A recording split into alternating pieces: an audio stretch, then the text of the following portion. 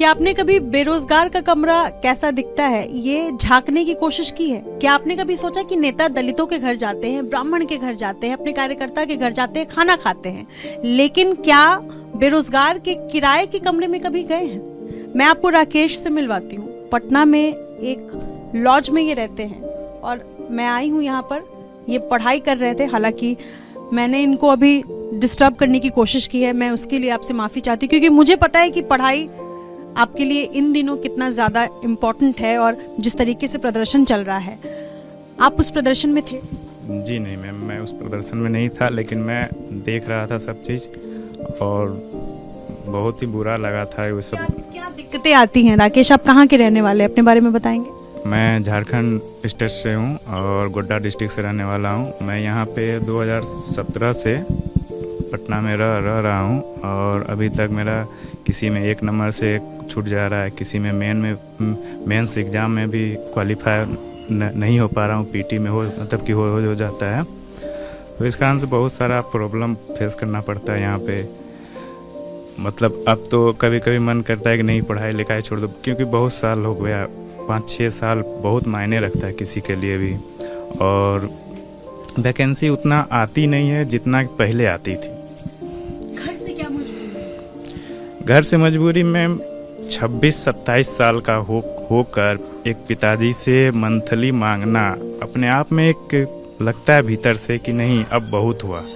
क्योंकि इतनी बड़ी एज में जो कि अब गार्जियन को मतलब कि गार्जियन को हम लोग को संभालना चाहिए, गार्जियन उल्टा हम लोग को संभाल रहे हैं। तो ये सब बहुत सारा मजबूरी आती है। कभी कभी तो बैठ के विद्यार्थी लोग, बहुत सारे दोस्त हैं जो बैठ के रोते हैं कि नहीं, अब बहुत हो गया, अब नहीं करना है।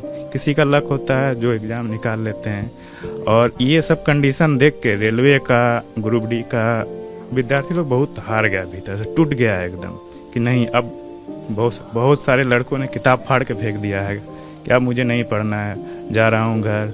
तो यही सब दिक्कत है, बहुत दिक्कत होती है यहाँ पे, खाने में, पीने में। 3000-4000 में महीना काटना बहुत प्रॉब्लम होती है।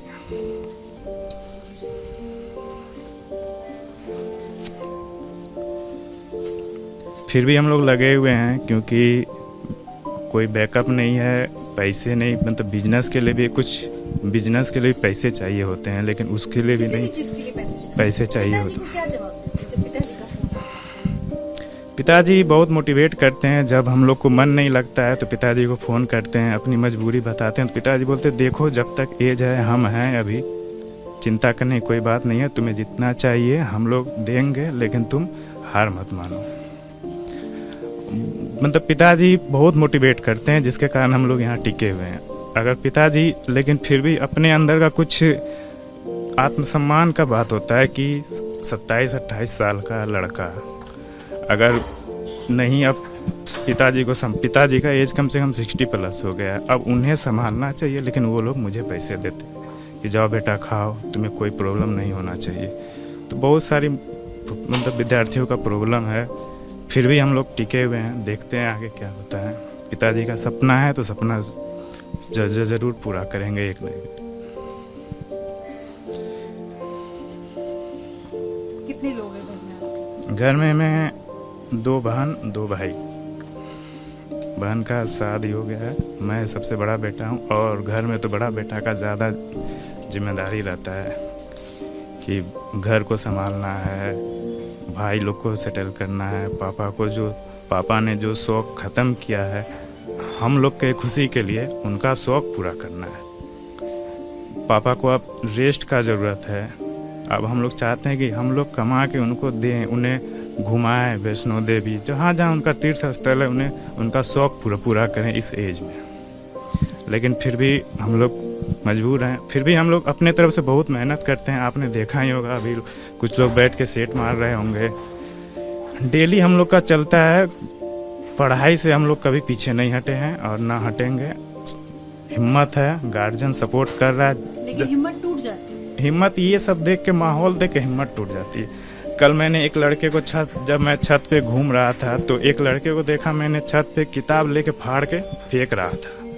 तो और पूरा एकदम किताब जितना रूम से बहुत सारा किताब लेके आया और फाड़ फाड़ के फेंक रहा था। तो हम लोग ने उसका तकलीफ, भले वो मैं मुझसे दूर था, लेकिन उसका तकलीफ लगा मुझे भी कि उसके अंदर क्या बीत रहा होगा, वो क्यों फाड़ के फेंक रहा है। फिर जाकर 2-3 दोस्त आए, उसे पकड़ के लेके गए रूम में, समझाए होंगे, लेकिन वो अंदर से पूरी तरह एकदम टूट चुका था। बैठ के माथा पे हाथ रख के रो। मेरे पास ऑप्शन नहीं है ना, अगर मैं इसे फाड़ दूंगा तो फिर जाऊंगा कहाँ, फिर तो मुझे घर जाके पापा के पास ही बैठना होगा। तो फिर और दूसरी बात कि वहाँ पे जाने के बाद भी भले ही गार्जियन कुछ नहीं बोले, लेकिन अगल बगल वाले लोग बोलेंगे कि क्या हुआ, उतना साल रहा कुछ नहीं कर पाया, लास्ट में यहीं आना था तो पढ़ाई क्यों किया, जब इतना इन्वेस्ट क्यों किए हो तुम। तो बहुत सारा मतलब स्टूडेंट लाइफ जो बोला जाता है ना कि बहुत ही रोमांचक लाइफ रहता है, वो नहीं है। हम लोग अभी फील कर रहे हैं, बहुत हमारे दोस्त लोग, हमारे पार्टनर लोग हैं, बहुत सारे दोस्त हैं, वो लोग फील करते हैं कि कितना स्ट्रेस है, मतलब कि स्टूडेंट लाइफ में है।